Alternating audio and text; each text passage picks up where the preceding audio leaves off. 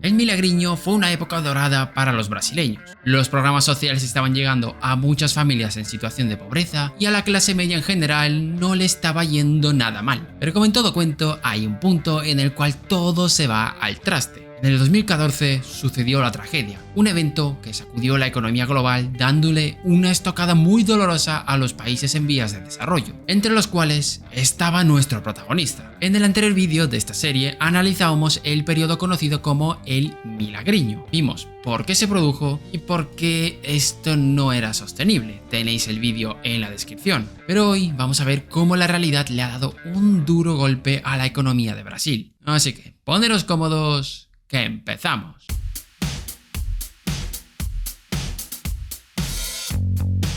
En el año 2011, Dilma Rousseff llegaría al poder convirtiéndose en el sucesor del popular líder brasileño Lula da Silva, el cual había ocupado la presidencia durante 2 mandatos consecutivos. Dilma prometió mantener el legado que había dejado Lula. Quería mantener ese crecimiento económico, generar empleo y seguir fortaleciendo los diferentes programas sociales destinados a reducir la pobreza. Pero un cóctel de sucesos acabaría convirtiendo en un auténtico dolor de cabeza para su presidencia. Desde el debilitamiento de la economía internacional hasta la corrupción hicieron que el legado de Dilma estuviese muy lejos del que dejó Lula, pero paso a paso. A pesar de haber sido capaces de sortear la crisis internacional de 2008, esta plantaría una semilla de la destrucción que florecería años después. La sostenibilidad de los amplios programas sociales aprobados en años anteriores empezó a ser cuestionada. La deuda pública ya rondaba el 60% y desde el año 2000 Brasil incurría en déficits fiscales de alrededor de un 2%. En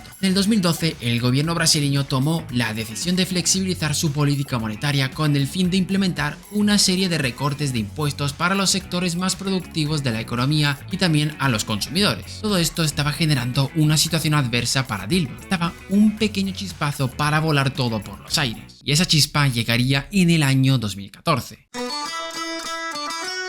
Este año fue un año oscuro para la historia del petróleo. El oro negro marcaría un desplome de un 47% a lo largo del año y una caída de un 60% desde los máximos registrados en diciembre. Y muchos analistas coinciden en una cosa, que esto es debido al exceso de oferta y a la alta competencia. De acuerdo con datos publicados por la US Energy Information Administration, la revolución del fracking en Estados Unidos se erigió como el principal factor responsable del exceso de oferta en el mercado global. La primera potencia mundial experimentó un asombroso incremento de producción, bombeando en promedio 1.500.000 barriles más en este año. Estados Unidos se vio inundada de petróleo y su aporte fue determinante en la dinámica del mercado. Y esto es algo básico de economía. Si hay demasiada oferta y la demanda no acompaña, los precios se desploman. Pero no solo el fracking de los Estados Unidos contribuyó a ese enorme incremento de la oferta. Otros países, algunos de ellos miembros de la OPEP, también se unieron a la fiesta. Por ejemplo, nuestro protagonista tuvo un incremento de 250.000 barriles. Este desplome de los precios tuvo consecuencias más que evidentes.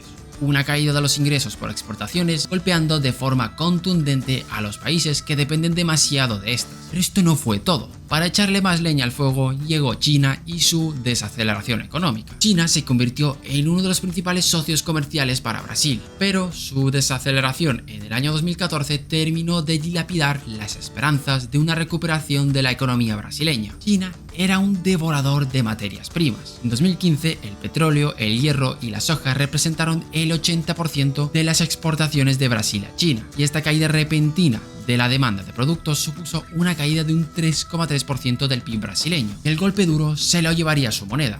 El real brasileño se depreció hasta un 40% respecto al dólar, generando un pánico financiero donde muchos inversores empezaban a liquidar las inversiones denominadas en dicha divisa. Y para seguir hurgando en la herida, la subida internacional de los tipos de interés generó una huida hacia activos más seguros, es decir, los brasileños no. En este punto, Brasil se dio cuenta del enorme error que cometió al dejar de lado la industrialización.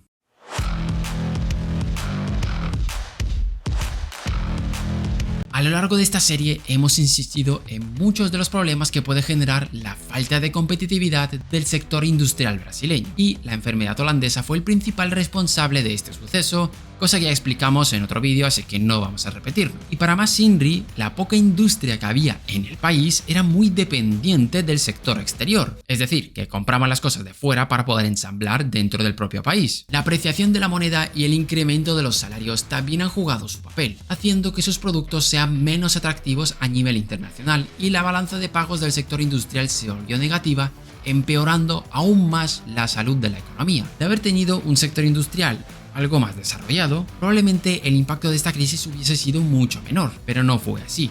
Todo se centraba excesivamente en las materias primas, y es que encima el propio sector de materias primas no estaba diversificado, ya que casi todo iba a China. Peor gestión de riesgos no se puede haber hecho. Todo esto llevaría a un doloroso ajuste fiscal que pondría punto y final a ese milagriño brasileño.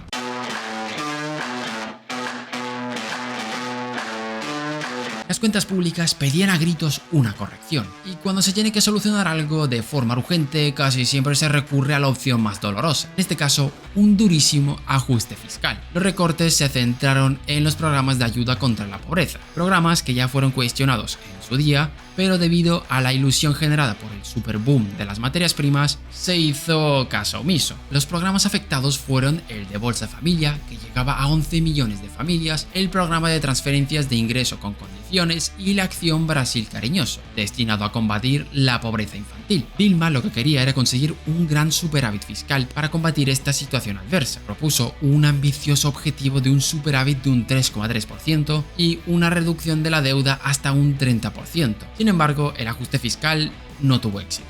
No solo porque generó revuelo popular, es otra historia, sino que ni siquiera consiguió su objetivo principal, el de lograr un superávit, ya que la recesión en la que se encontraba el país redujo los ingresos públicos. Y cuando inició la crisis se produjo un proceso de deflación de la deuda, que ahora explicaremos lo que es. La situación provocó una caída excesiva del consumo interno de los hogares y una elevada tasa de liquidación de la deuda. Esto hacía que los precios internos caigan, que a priori os puede parecer algo positivo, pero para la deuda esto es algo fatal, ya que una deflación lo que genera es un incremento de la deuda. Como los precios ahora son más bajos, la deuda que tienes acumulada ahora vale más y vas a tener que hacer más esfuerzo para poder pagarla. El Banco Central de Brasil también decidió actuar elevando las tasas de interés, agravando aún más esta triste situación, haciendo que esto lo acaben pagando los de siempre, los que menos tienen, mediante pérdidas de empleo o reducciones de salario. Pero en medio de todo este caos apareció otro factor, la corrupción del gobierno.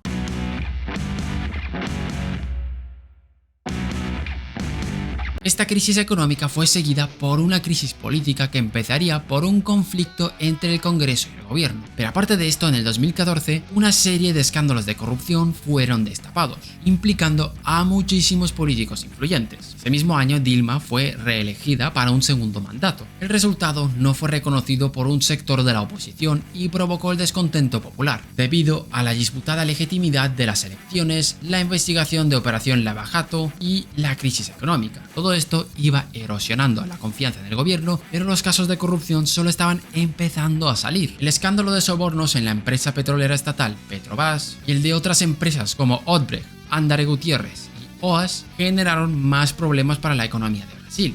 Esto es debido a que estas empresas tenían una fuerte participación en el PIB. Y claro, como ahora tienen que estar liadas con procesos judiciales, no pueden centrarse en proyectos económicos. Entre los casos de corrupción podemos encontrar la renovación del mítico estadio de Maracaná para el Mundial de 2014, el cual había costado $600 millones, el doble de lo presupuestado. Así, una larga lista de casos que solamente drenaban dinero de los contribuyentes. Así es como llegó el fin para el milagriño de Brasil. Tarde o temprano esto iba a pasar y acabó estallando de la peor forma posible. Dilma dejó la presidencia en el 2016, dejando un legado bastante diferente al que había dejado Lula. Y hasta aquí el vídeo de hoy. Dejadnos en los comentarios qué os ha parecido. Gracias por vernos un día más y nos vemos en el próximo vídeo.